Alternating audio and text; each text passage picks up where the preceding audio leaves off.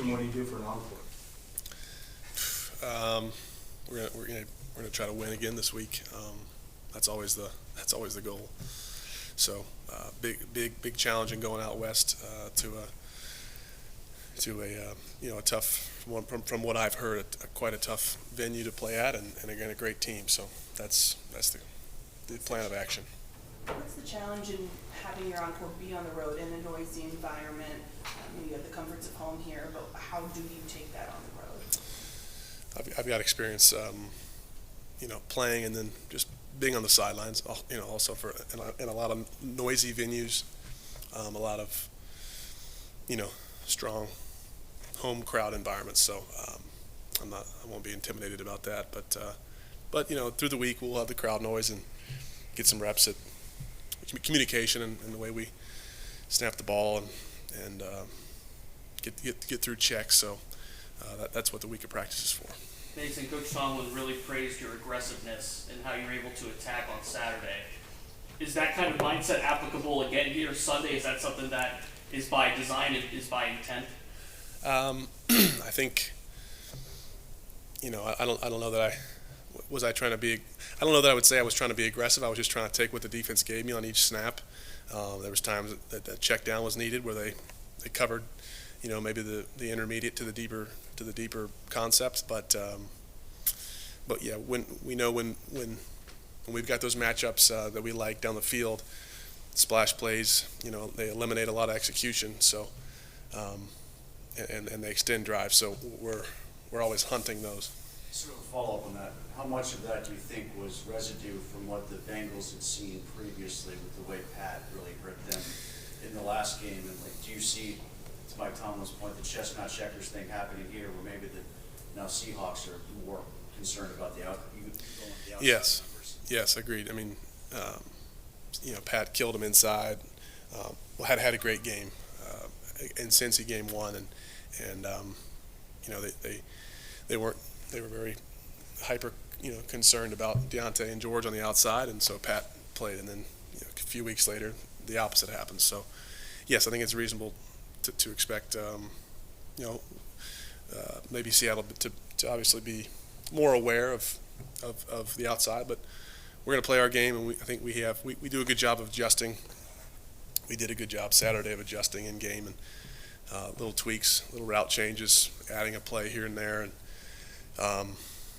just taking what the defense gives you. Mason, over the last couple of years, you really haven't had a lot of opportunities, game action, but you were leading the scout team against the Steelers defense, which has been a pretty good defense over that season. Yeah. What did you feel like the benefit was to every day in practice going against TJ and all those talented guys on that side of the ball? Yeah, it's a great group to work against. We employ so much sort of pre-snap disguise that it really makes you play every snap with a sort of a keen sense of awareness of where the safety's moving, where's Minka Fitzpatrick, and I think that prepares you a lot for other teams, other looks, and then when you get a team. Cincinnati was not one of these. They disguise very well. But when you get a team that's maybe more vanilla, you can kind of take a breath and say, I've seen harder looks than this in practice. So one of the many benefits of playing here. How much conversation was there on the sidelines on Saturday between you and Mitch and Kenny just about what you all were seeing? Yeah, a lot. They were very helpful. I got a lot of respect and enjoy their company very much, both of them. And there's always a great, no matter who's played, man, there's been great communication and everyone is truly trying to,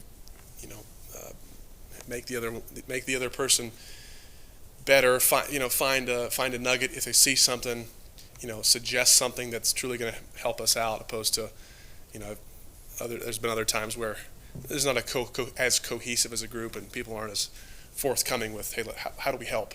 So they've been great.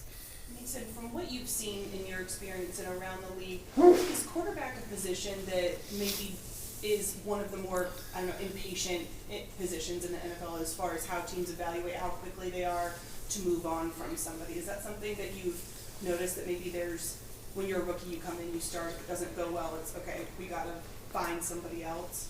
Yeah, absolutely. I think it's an instant gratification league, and yeah, I mean, I've got a lot of respect for Geno Smith, who battled. What a career! What an inspiration to a lot of guys, and how he's battled through and stayed aggressive and stayed confident and positive, and he got a shot a couple of years ago, and look what he's done with it. So it's yes, I think it's definitely sometimes there's a quick trigger, but that doesn't mean that you can't overcome and sort of come back and make a resurgence. How much have you changed from 2019 till now? A lot. I think just maturity level, age. I was 24. Just football IQ. I think you improve your body. You improve your body. Your throwing motion, little things like that. But I think mostly football IQ and knowledge, and just being in a helmet for more games and going through the week and understanding defenses. Is Geno's career something that you followed or kept an eye on, as yours is kind of, maybe not follow the exact same path, but as you've kind of had to be patient to wait for another shot?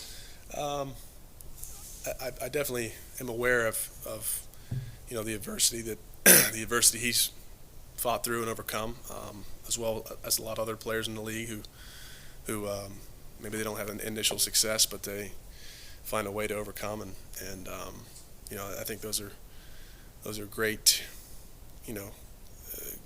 great hopeful lessons to see and to remind yourself of when you may not be in the position you want to be.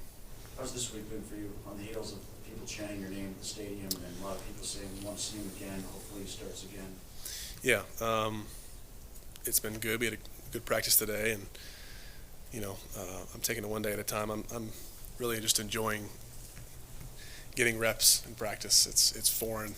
It seems like it's foreign, but I think it's you build confidence when you stack good day on good day, and that's all we're trying to do. And I know it's a week-to-week league, and in no way am I, I've turned the page from last week, even though it was big time win we needed, but turned the page. Mason, when you watched the film from Saturday, how were the running game and the short passes you were able to execute able to open up things for you downfield? Yeah, I thought we were balanced. Najee and Jalen ran the ball very well. Offensive line, obviously that doesn't happen unless the offensive line protects, really drives off, and I think rightly so. They've gotten a lot of recognition and praise for their performance, but and then I think, obviously when you're up, a couple scores, a few touchdowns, that's when teams have to pack the box and become more aggressive, and then you have those shots down the field. So I think it was more of a credit. The fast start, the turnovers the defense created, it was just a complete effort, and it was just truly a joy to congratulate and celebrate with guys on both sides of the ball. It was a lot of fun. Did you take the starter reps today? I did. When you were running the scout team, what was kind of like your routine or rhythm during the week, and how much has that changed? How are things different? Yeah, so my routine or rhythm during practice would be if there's 8 reps, Mitch takes 5 and I take 3, and so I grab an equipment manager and stay warm through those first 5 reps so I can go in and I'm not cold, and then after practice and pre-practice you're getting throws in, but yeah, it's that's why I say it's such a joy to get more reps. It's you just get so many different looks and so many different. Then you get to watch the film and correct it and take a look at how it looks from the eye in the sky. So it's been good.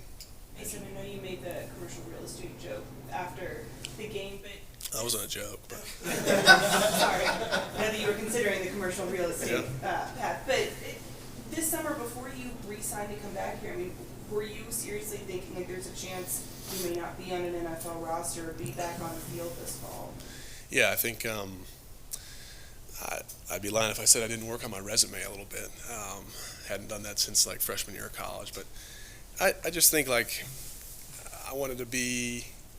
I didn't know what was going to happen, and I wanted to have a plan B and think about a plan B a bit. Your whole life, you're doing one thing, and your head's down, and there's I'm not going to think about it. And I had a little bit of time, with family to kind of think about maybe what I might be interested in, and I still had a lot of confidence that I was going to get an opportunity somewhere, but yeah, I think whenever this ends, for me, for all of us, I know from other guys that sometimes there's a transition period, and I just kind of I want to jump in it. If it was going to be this I wanted to just jump into something and keep my brain, moving and not be sitting around waiting. Was it going to be commercial real estate, or were there other things that you were looking at? That was I don't think I had gotten that far, but that's my dad does that, so it was something I thought about. I guess sort of along those lines, I mean, you mentioned football IQ and mechanics, but how have you changed, like, personally since being that 24-year-old who maybe thinks, all right, I got my shot now and I'm going to run with it, versus 4 years later where you are? Yeah. I think when you're going through it, everything from being thrown in and then getting knocked unconscious for a bit, and then some adversity later in the year in Cleveland, and then being benched. I think it's no fun. It's hell while you're going through it. But I just when you take a step back and breathe, and at 28 years of age, I'm just ultra thankful that it happened. I think everything happens for a reason, but